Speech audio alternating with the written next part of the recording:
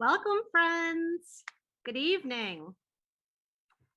My name is Lisa Lee, and I'm so excited to welcome you to the anniversary celebration for reparations. I want to begin first with a land recognition.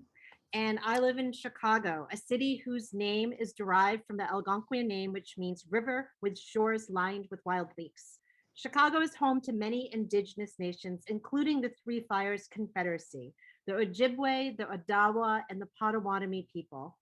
Following the settler violence culminating in the Black Hawk War of 1832 and the 1833 Treaty of Chicago, many indigenous people were forcibly removed from these territories or killed.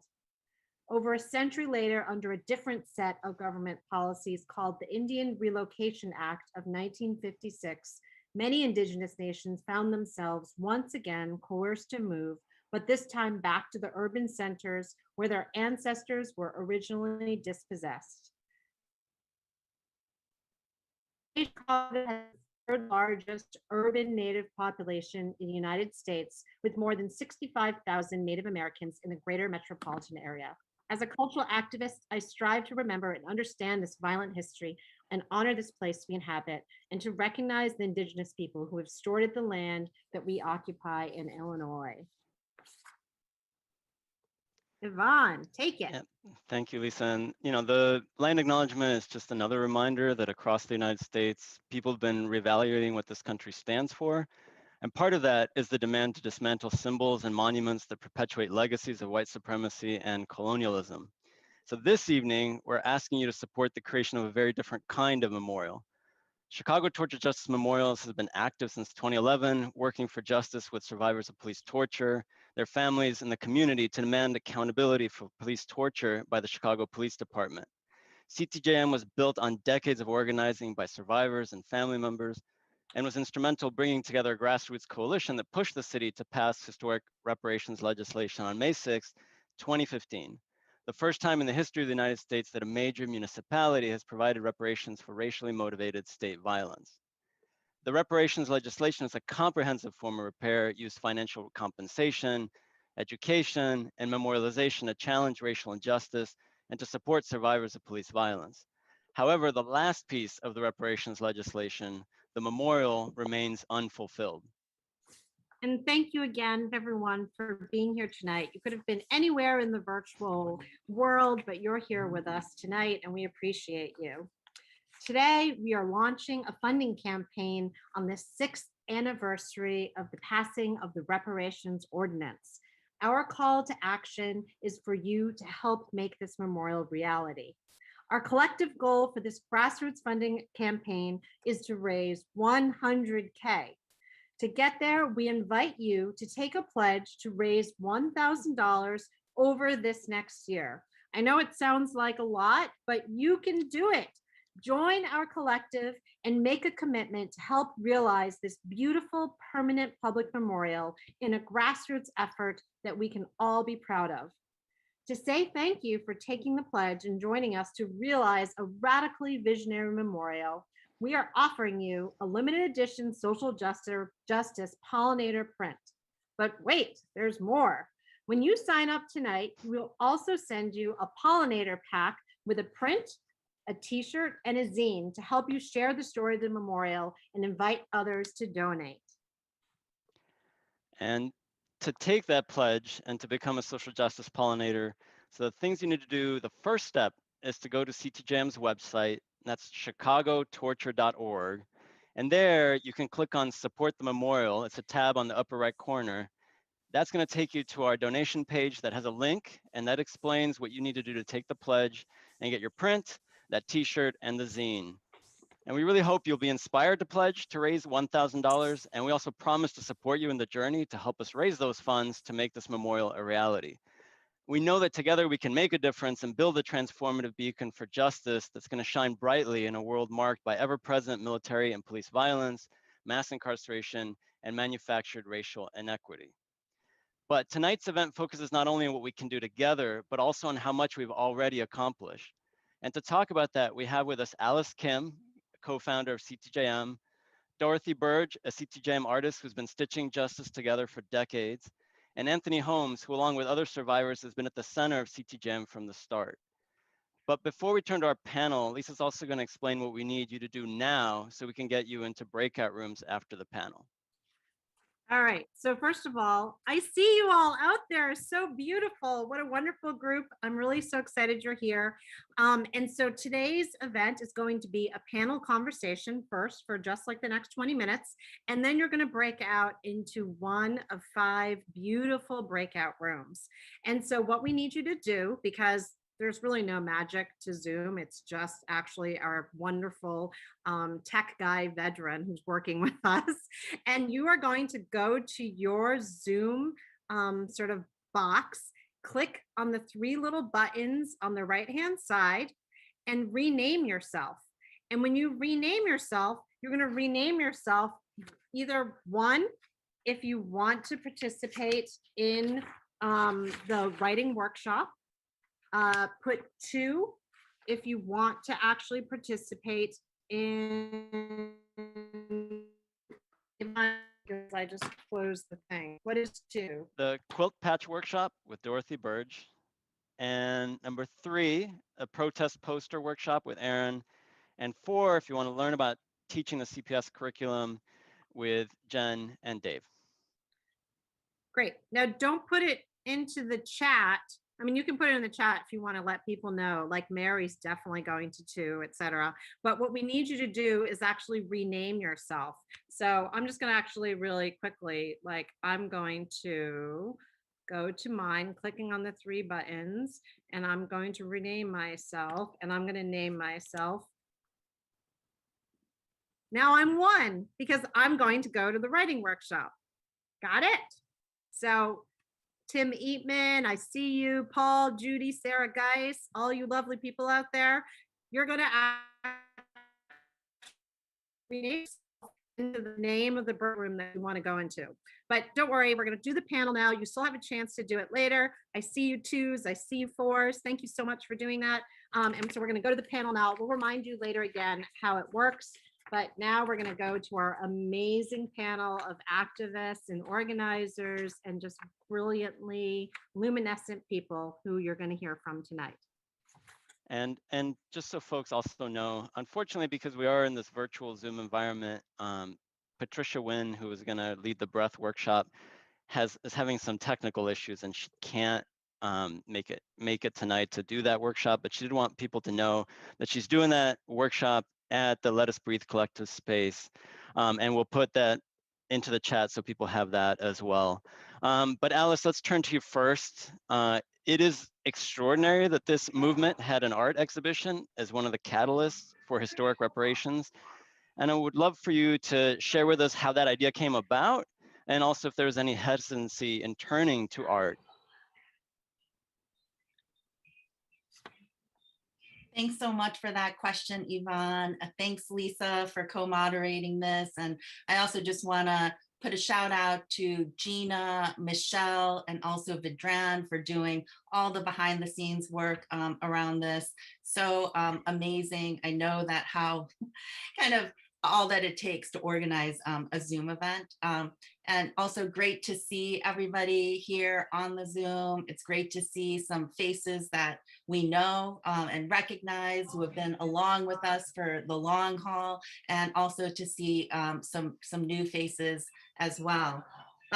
So I'm really glad that you asked that question and that this panel is focused on the memorial, and that we're going back and taking a look back at how this kind of phase of the struggle got started, because it's not something that we often talk about, how art making, turned into a movement for reparations. And I'll say that it was inspired by another public art project, right? All good things come from other things. And it was inspired by another public art project called 3 Acres on the Lake. That was organized by Lori Palmer, who is an artist we all admire and love.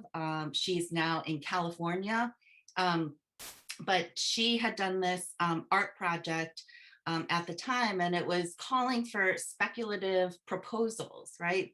It was speculative proposals for how to use um, uh, acres, 3 acres of undeveloped land to honor Jean-Baptiste du Sable, who is really, the founder of Chicago. At the time, I think the city had similarly promised to dedicate and commemorate du Sable and didn't make good on its promise then. So I guess in some ways history is repeating itself.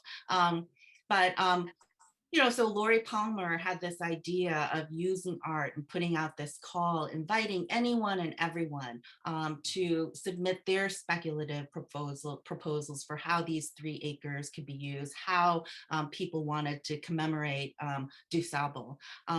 And it was around that time that we also had the remarkable prosecution and conviction of John Burge. So Joey Mogul, who is a co-founder of Chicago Torture Justice Memorials, this art exhibition was actually her brainchild, right? So she had seen this Lori Palmer's exhibition and started thinking, we desperately needed a new way into this struggle. Many of us have been fighting for decades, right? Calling for the prosecution of John Burge. Our slogan back in the day was "Jail John Burge," right? And here we were in this moment where finally, after decades of struggle, that John Burge had been prosecuted and convicted, sentenced to 4.5 years. This was remarkable, but we were also left with this glaring reality that survivors like Anthony Holmes, like Greg Banks, were still left with the trauma of torture. People were still struggling to make ends meet. So we really needed a new way to enter into this struggle, to build momentum around this struggle. And Joey, I think it was in the living room at some party, proposed to Lori and Amy Partridge and some others, what about doing something like this around a memorial for Burge torture survivors? And so that's how this idea was hatched. And then they brought together a small crew of us, and we kind of made our way, like artists, lawyers, activists, organizers, in really living rooms across the city of Chicago. That's where it started. We were hatching this plan to do this speculative memorial process. And I don't know, in terms of the second part of your question, I don't know that there was resistance among us. I think that we were all excited about the idea of figuring out different ways to think about what justice could look like. But I could say that there was a lack of familiarity, right? For artists working now with organizers or community activists, for survivors entering into this new terrain. I joke where, Lori and Mary Patton would maybe look to each other and be like, we need to organize a charrette. And Joey and I would look to each other and say, what's a charrette, right? So there was a lot of learning that we needed to do together. But I think it created the beginnings, right, of something really quite remarkable. If there's time, a little bit, I want to give, Dorothy and Anthony a chance to also weigh in here, but if there's time, I'll share just a few slides of what this first exhibition and what this open call for speculative memorials could look like with folks, because I think it's really, really exciting to see how we went from this art exhibition. It was also where the original draft of the reparations ordinance was introduced to the public, how we went from that to actually organizing, a full-fledged campaign for reparations. Thank you so much, Alice. Maybe when people are going into the breakouts, we can see some of those slides.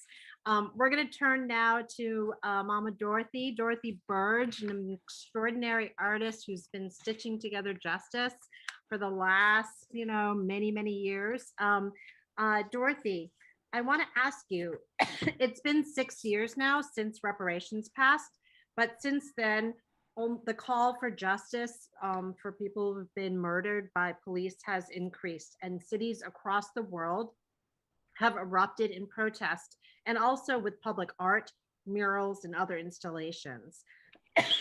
What have you learned, and what are some reflections you can share about the role of artistic expression as an act of resistance against police violence and other forms of oppression? Thank you so much for that question. Speaking as an African-American woman and mother, I know that art has been used in the African-American community since we were brought here as enslaved people. So as far back as when we were enslaved, there were Underground Railroad quilts that led people to freedom. There were gospel songs that had hidden meanings in them so that you would hear the song and you would know what was about to happen. We used songs in the civil rights movement. We talked about different things that were really, really important to us in the civil rights movement in terms of protest songs. I still remember growing up, and as we protested, hearing my mother and father and other relatives singing "We Shall Overcome." My relatives are from Mississippi, and so this was just a song that you had to know if you were in my family.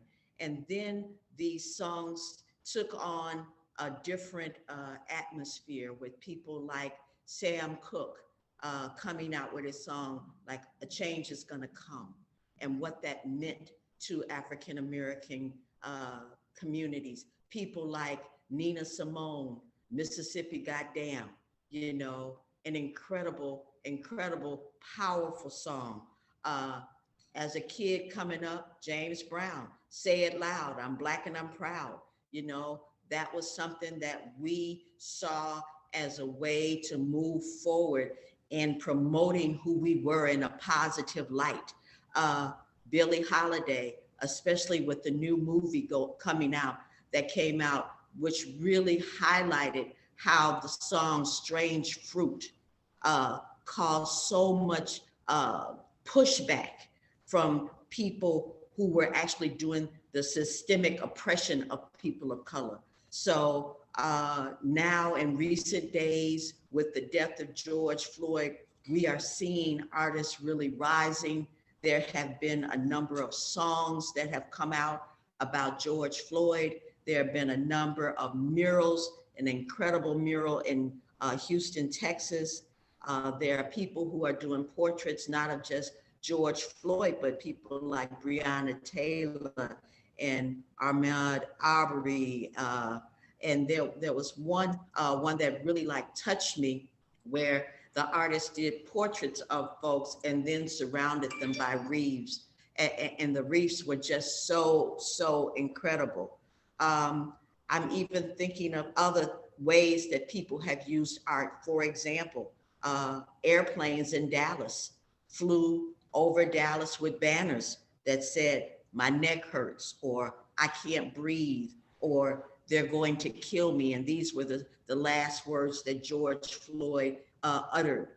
And so Black Lives Matter Plaza in Washington, D.C., the fact that they renamed the plaza and that they did a street mural so that anyone from a higher level than street level could actually see that Black Lives Matter in Washington, D.C. And I thought that was really, really powerful, just as I think that it is as powerful as the art that's happening here in Chicago, where they did several Black Lives Matter murals, one in Uptown, one in South Shore. Incredible work, got people involved from the community to come out and participate. And I really think that when art moves people to activism, you know, that it's doing the job that it's supposed to do. Thank you so much, Dorothy. It's always amazing to hear you, to learn from you, and to participate with you in making that art, and bringing struggle and joy together to try and move forward and making change. And Anthony, I want to turn to you. You've been the rock. You and other survivors have been the rocks for this movement for a long time. And as you know, there's this nationwide conversation happening now about monuments, about memorials, and we're in the midst of a historical reckoning, including here in Chicago. So I wanted you to have the opportunity to speak on for you, what makes this memorial important and special? And I think we got you on mute still. Sorry about that. No. When I got caught up with Burge and others like me, because we was Black, you know, and Dale had sent a message out saying he wanted all, you know, all the gang bangers and whatever off the street, you know, I was out there doing it. You know, I wasn't a good guy, I wasn't a bad guy, but the thing was, Burge come with a different technicality on us, and what he did was he just snatched us off the street. You know, whether we did the case or not, it didn't matter. And what really hurted all us was didn't nobody believe us, and we was trying to tell them all the time, you know, this ain't my crime, but they didn't care. We went to the courts, you know what I'm saying, we got convicted. You know, I can only speak for myself, but the good thing about what happened with me was I had told two lawyers that I had at the time on some other cases, and they helped me through the case, you know, and everything. But the sad part was, by not believing, they were so confined on Burge and what he was doing, and so they convicted us from the lower courts to the upper courts, and finally I ended up going to penitentiary for 31 years. But the sad part about all that is that, you know, I couldn't believe what was really happening because of the fact that there was so much going on. And I thought I was the only one like that, but it's come to find out it was more of us. You know, it was a whole lot of us at the time. And a lot of my friends too, you know, they got caught up. But my issue is that if people had took time to understand, instead of, you know, believe so hardly in the police at the time, we wouldn't have never been in that position. But, you know, back then, you know, the Blacks didn't have a chance no way. So yeah, we went on, you know, we went to the penitentiary. But now that I done came home, we've been trying to, you know, the memorial and all this, you know, to come about, you know, to join them and everybody else that have supported us. We was finally be able to bring it to the light about what was happening with us. And finally, and John Cormier did a whole lot too in it. And he broke, you know, he tried to bring it to the news, and they, you know, shut him down. But anyway, the bottom line is I'm here, and I'm explaining it, what happened to us. I'm gonna keep on explaining what happened to us, and I'm not gonna back up from it. You know, this is what happened. And people's understanding, you know, they start realizing that we wasn't lying, we was telling the truth, because a lot of, you know, incidents came out like the Wilson brothers, you know, they laid there, and that's what broke the case. You know, the doctor in the hospital, you know, he refused to accept them, you know, and Son Mac, he refused to accept them because they were so brutalized, you know what I'm saying? And then that's when everything, that was the domino effect. And it started going all through, and they started realizing that not only was we telling the truth, but this is what really happened. So the memorial with us is that it represents us. It represents all the ones that was suffered, all the ones, you know, and even the ones that's in past, or the ones that might have got killed by birds, and we don't know. But the bottom line is that we, in turn, we here to let y'all know what happened to us. And we're gonna keep on letting y'all know, and that's what the memorial is all about. And that's why we so strongly, you know, and behind it, because of the fact that, you know, ain't no amount of money can bring back, you know, the time we did, or, you know, the families and members that we done lost. But it'll show that not only in our history, but it'll show all through history from now on that this is what took place with us. And it's going to keep on showing, because each one of us, you know, we feel it, we got to live through it. We go through the same changes each and every day, but we never get rid of the pain that's in us. But we learn how to deal with it and then understand it, because there's so much other pain going around us. And when you see people getting killed, you know, and the police started walking away from it because they don't care. They, you know, they use kill shots instead of shooting a person in the leg or wounding them and stuff. They don't do that. They shoot for kill. And that's what's going on. But the bottom line is, what people got to understand is this here.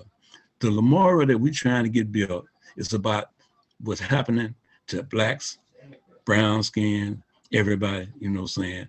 So they'll see what's going on, instead of having these statues about racial people that hate slaves and all that. You know what I'm saying? Yeah, that's true too. But they don't want us to see that. But now it's coming out.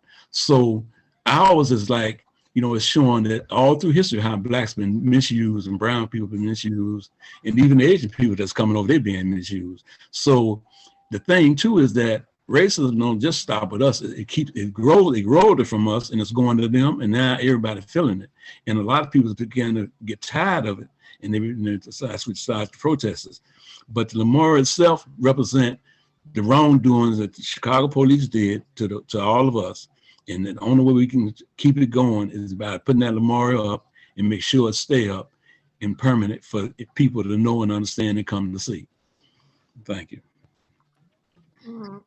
Thank you so much, Anthony, for your fierce activism and your continuing commitment to fight for justice, and for also just always speaking truth to power, and just reminding us how this memorial is so different than other memorials who are just dedicated to like a single white dude on a horse.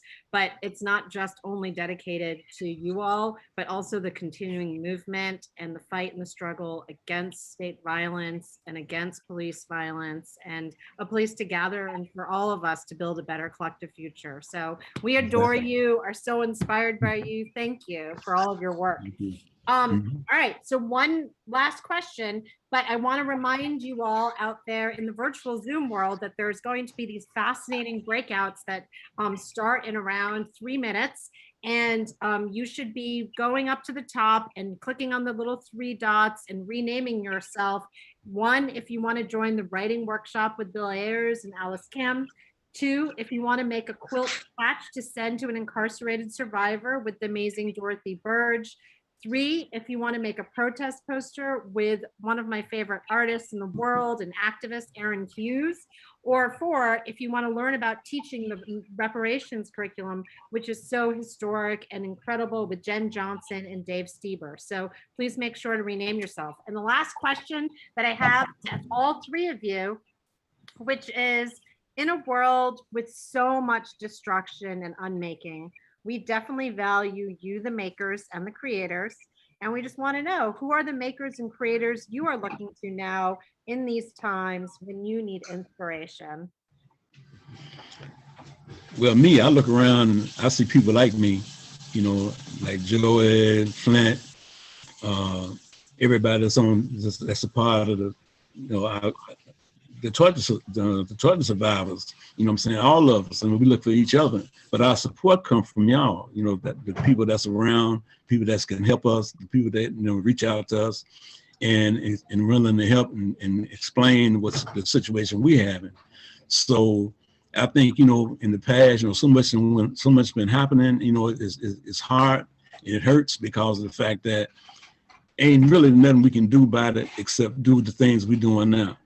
And so I say everybody that's you know, that's trying to do something for the blacks, the browns, you know, all nationalities, and I think that's what help us, you know. So, you know, if it wasn't for God, we wouldn't be here, and that's what I see. So, you know, with everybody that's you know here today, speaking and everything that need to be did, continue to do so, continue to keep on, you know, keep the faith with us, and we keep the faith with you, and just do the things we need did, help push it, you know what I'm saying?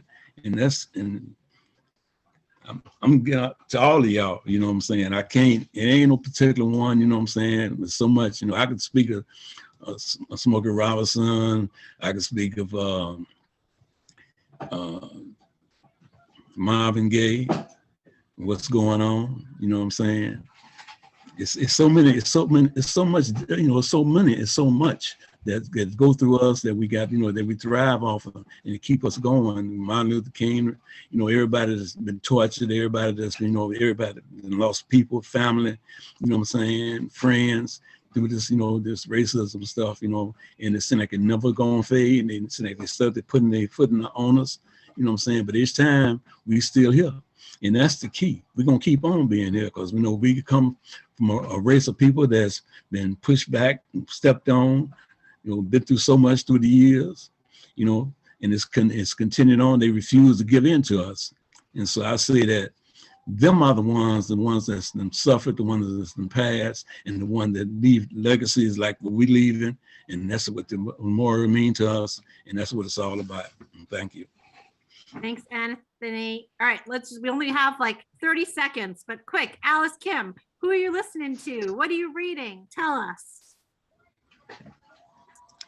Right now, I'm reading and listening to the students in the think tank at Stateville Prison. So they're part of the Prison Neighborhood Arts and Education Project, and they're participating in something called One Sentence a Day, right? Where they're essentially writing one sentence about their day each and every day. And these lines read like poetry, right? So I'm so inspired by them, you know, from people like Devon Terrell and Raul Dorado and Joe Dole. So right now they are my inspiration. Awesome. Dorothy, what about you?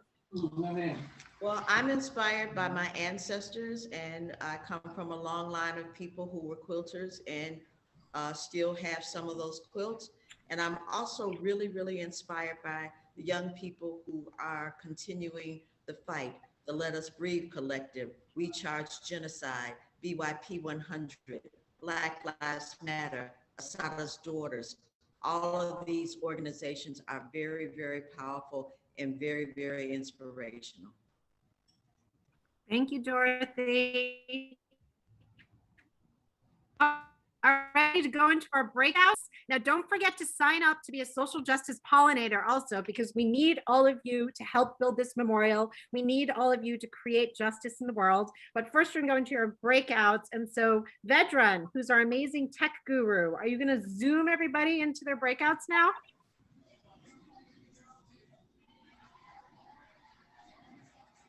I think he's there. I think you're being Zoomed.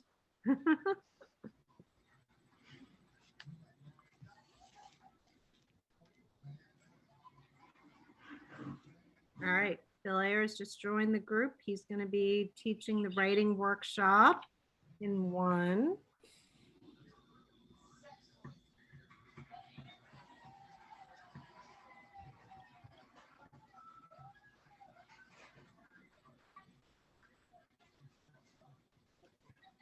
I see people like Purple Pizza Roll Mido who haven't actually identified a group yet. We want you to join a group if you want to. All right, so you should see on your screen an invitation to join join one of the breakouts, and just click join, okay? Okay. And if you don't, or if you don't know how to join a breakout room and you need more instruction, just go ahead and you can come off mute and let me know. I'm off mute. Can you hear me? Yeah, who is this? Oh, this is Purple Pizza Roll Mida. Do you want to join a breakout? Could you repeat what the breakouts are about?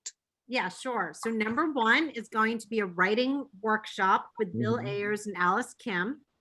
And number 2 is going to be making a quilt patch to send to incarcerated survivors with Dorothy Burge. Number 3 is make a protest poster with Aaron Hughes. Yeah. And number 4 is learning about the reparations curriculum. So if you want to say which I want to learn about the reparations curriculum. Okay, John. Okay, great. Vedran, Purple Pig Mido Roll, Purple Pizza. Purple Pizza wants to go to 4. Can you wait? I want to say my daughter. Your daughter is Purple Pizza. Don't worry. That sounds great. I get that. All right. Do other people need help getting into a breakout? Yeah, I just need my camera back on. Dave, I think you need to get into a breakout, right? Vedran, Dave needs to get put into his breakout, which is 4. I think Dave, I assigned you. Do you not see? Yeah, so I came back real quick because I can't turn my camera on. I need the privilege to do Bush. that. I'm sorry. And then if I can go back into 4 too after that. Thank you. Do you see a? Okay, I got my camera now. Can I have the room again, please? Sorry. Yes. All good, Dave. Thanks. Cool. Adam Bush, don't you want to go to number 1? I was there and then I got pulled out and put in number 2. Yeah. Okay. Hi, Judy. Love you. Thanks I for can put you joining back, us. Adam. Thanks. Sorry, it Okay. just took me to Aaron's room. Uh-oh, Dave is back. Okay, it won't let me put you back into yours, so I'm gonna assign you to Aaron's and then just wait, and then I'll reassign you to the group 4. Okay. Well, I think everybody is in a group now, right? Judy, I think it's my mother-in-law. Hi, Judy, love you. Judy, do you want to go into the writing workshop with Adam and Bill and Alice? Dave, when I assign you to a group, like maybe don't join it yet, and then and then I will. Okay, so just stay here. Do you see the option to join yours? I do. I see it now. Should I try it? Yeah, join it. Okay. All right. Cool, Thank you. Thanks, Dave. That worked great, you guys. I think everybody is Awesome, there. Anthony. Yeah. Nope, I'm still out here. I know, Well, I but you think gotta roll, right, Anthony? You were saying you got a meeting. I know, I Yeah. think you're going to a meeting. I don't think, did you Right. want to go to one of the workshops until you have to leave? I supposed to been gone, but so I just wanted to speak, and give y'all a part of what I understand and feel, and I just did. So I'm gonna go on and head on over to my other meeting now. But it's been a pleasure. Awesome, y'all. Anthony. Take care. All right then. Bye All bye. right, we'll catch you soon. All right. Great. So I'm not sure. I think, hey, Kedra, how's it going? Do you want to go into a breakout room?